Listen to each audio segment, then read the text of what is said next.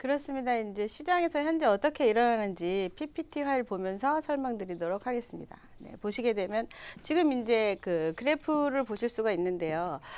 매수자들은 이제 더 떨어질 거라고 기대를 좀 하고 있고, 매도자는 뭐 서두를 필요 있겠냐, 물건들이 계속 이제 나올 건데, 이런 이제 현상들이 이루어지고 있죠. 지금 이제 주택 가격, 지금 매매 가격 변동률을 보시게 되면 뭐 큰 차이가 없어요. 지금 이제 뭐 좀 계속 가격이 올라가다가 뚝 떨어진 상태에서 이제 유지를 하고 있고, 아파트 매매 건수 자체도 9월 달 들어서 이제 8천 건으로 해갖고 확 한 14,000건 이상 됐던 것들이 확 줄어들고, 10월 달 들어서 지금 이제 10월 31일 기준으로 한 3,400건밖에 일어나지 않았다. 이런 현상은 지금 각종 규제, 부동산 시장에 이른 겨울을 맞고 있다. 이렇게 표시를 또 하는 분들 계시고, 거래 절벽이 장기화될 것이다. 이렇게 얘기하는 분들도 지금 있습니다. 호가를 수천만 원 낮춰도 추가 가격 하락이 바라는 매수자와 매도자 간의 팽팽한 지금 이제 대립적인 상황이다라고 말씀드릴 수가 있고, 현장에서 한번 들여다 보시게 되면 용산구의 효창 파크 프루지오 아파트죠. 아파트가 84제곱미터 이하짜리가 호가가 9억에서 9억 3천, 지난달까지 9억 6천까지 갔던 물건이죠. 근데 이 물건 자체가 10월 24일 가계부채 종합대책을 전후해가지고 최소 3천만 원 이상 낮아졌다라고 이렇게 이제 지금 이야기들을 하고 있는데요. 현실적으로 좀 이 단지에 계신 이제 공인중개사분들의 의견이 신문에 발표가 됐는데, 80제곱미터는 지난 5월 이후 실거래가가 아예 없었다. 지난 5월에 실거래 가액은 7억 7천만 원에서 16층을 얘기하는 겁니다. 한 8억 3천, 13층까지 최근 호가를 낮췄다고 하지만 5월 실거래가와 비교하면 아직도 1억 6천만 원이 비싼 편이다라고 이제 이야기를 했는데요. 지금 이제 호가가 낮아졌지만 아직 매수 희망자가 많지 않다. 주변에 이제 실질적으로 거래하시는 분들의 의견입니다. 집을 살 사람은 가격이 아직 더 내려가길 바라고 문의 전화만 하는 편이다. 그리고 매수 희망자들은 더 낮아지길 바라지만 매도자들은 사실은 가격을 9억 원 밑으로 내릴 생각이 없다. 아예 그래서 거래 절벽이 현지에서 일어나고 있다라는 모습을 볼 수 있고, 내년에 착공 예정인 용산 민족공원 개발 호재 등의 가격에 반영돼 있다, 그렇게 얘기도 미리 하고 있다 그럽니다. 제가 보기에는 아직 반영이 덜 돼 있죠. 매도자들은 시간을 두고 팔더라도 금매로 낮춰서 팔 생각이 없는 것 같다. 이렇게 이제 둘이 팽팽한 상황입니다. 현장에서 이렇게 이루어지면서 용산구 자체를 한번 들여다보면 이달 전체 거래 건수가 한 68건밖에 되지 않습니다.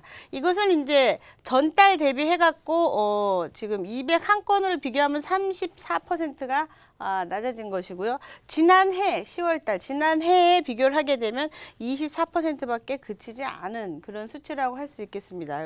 이달 서울시 전체 거래 건수 31일 기준으로 봐도 3,463건으로서 전년 대비 지금 전년에 12,000건이 거래가 됐거든요. 27% 수준밖에 되지 않았다. 실질적으로 거래들이 지금 안 되고 있는 겁니다. 서울 주택시장이 지난 6월 전후해가지고 가격 상승폭이 상당히 가팔랐던 상황이었는데, 이것이 이제 왜 이런 현상이 일어나는지 여러분도 잘 알고 계시겠지만 정리를 좀 하자 그러면, 정부가 이제 상승력에 제동을 걸기 위해서 급하게 이제 6.19 대책을 처음에 내놓게 됩니다. 6.19 대책을 내놓은 이후에 그래도 이제 그 시장이 과열이 돼 있었죠. 그래서 거기에다가 찬물을 또 한번 꼈게 되는데, 이때 이제 2달도 안 되고 바로 종합적 광범위한 파리 대책으로 다시 한번 또 찬물을 껴게 됩니다. 이 상황에서도 이제 거래는 조금씩 일어났죠. 이제 그 경과 규정이 있는 상태에서 최근에 이제 자금줄을 재는 12사 대책 발표가 투기 수요 차단을 완전히 차단하겠다라는 어떤 정부의 강경 정책으로 지금 나타나게 됩니다. 그러면서 시장의 과열을 막는데 성공을 지금 현재 한 상태다라고 볼 수가 있겠죠. 하지만 이제 너무 관망세가 오래 지속되면서 이제 거래 자체가 아예 끊기는 그런 현상이 지금 현재 일어나고 있습니다. 일단 대책 발표로 인해서 생긴 상황이겠죠. 지금 각종 규제에 대한 전문가들의 의견을 좀 살펴보시게 되면, 규제가 잇따라 나오는 나오더라도 예전처럼 집주인들이 급매물건으로 내놓을 생각이 아니다. 그런 분위기가 전혀 아니다. 어떻게 될 것이냐 퀘스천 마크였던 것들이 이제 4월 1일 되기 전에 사실은 세금적인 부분에 있어서 물건을 내놓으셔야 되는 분들도 있거든요. 사실은. 왜냐하면 이제 2주택, 3주택이 되시게 되면은 투기 지역에서는 이제 거의 70%까지 양도세를 내야 하기 때문에 지금 이제 현실적으로는 팔고 다시 새로운 어떤 국가에서 가자고 하는 어떤 방향성을 따라가는 것들이 맞다고 보는데, 아직 이제 이번 정부를 한번 버텨보겠다고 가시는 분들은 4년, 5년만 생각하면 안 될 것 같아요. 10년까지도 갈 수 있는 방향을 좀 봐야 될 것 같은데, 일단은 팔 생각이 전혀 없고 버티기 작전으로 지금 가는 분들이 많다는 얘기죠. 매수 희망자들은 사실은 조금 더 가격이 빠지지 않겠냐. 지금 거래가 일어나지 않으면 급매로 물건 파는 사람들은 분명히 저렴하게 내놓을 수밖에 없는 상황이 분명히 있거든요. 이제 그것을 지켜보겠다. 지금 이제 그 국민들의 부동산에 사고 파는 그 스타일들이 상당히 많이 학습이 많이 되셔가지고 그레이드가 상당히 높아졌다 볼 수 있겠습니다. 서두르지 않는다 이렇게 볼 수 있겠죠. 지금과 같은 분위기가 계속 이어지면 지금 새로 나오는 정책이죠. 이제 금리 인상과 추가 대책 등으로 인해 가지고 시장의 방향성이 완전히 바뀔 수 있다. 여기서 이제 우리가 우려해야 될 부분들은 부동산 거래가 되지 않으면 피라미드 상의 저층에 있는 분들이 상당히 힘겨운 시간을 보내게 됩니다. 현찰이 돌지 않기 때문에 시장이 돌아가지 않는 현상들을 볼 수가 있게 돼요. 그래서 그것이 조금 염려는 됩니다. 지금 어떻게 될 건지.